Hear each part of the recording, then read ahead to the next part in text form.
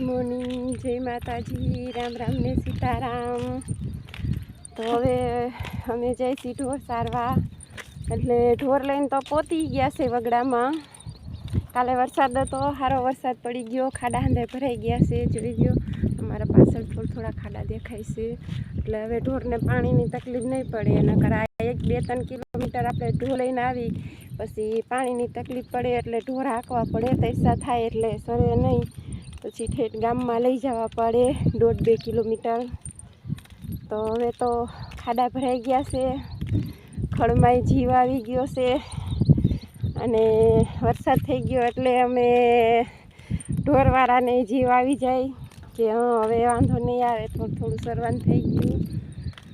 હવે આજે ગરમી બહુ થાય છે, એટલે કાલના વરસાદની થતી હોય કે પછી આજે વરસાદ આવે એની થતી હોય।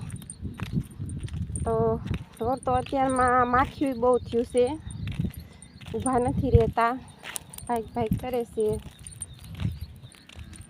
તો કંઈક પાછળ રહી ગયા હતા, એ હવે દોડીને આવે છે, જો આવે અમે આવ્યા જઈશી ઢોરમાં નિરાયતે।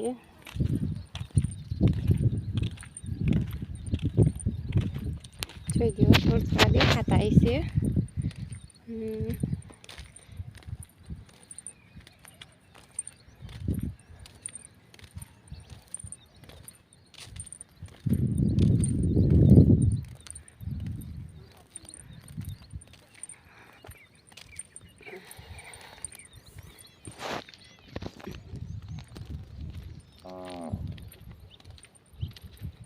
હાલો ઢોર સારવા।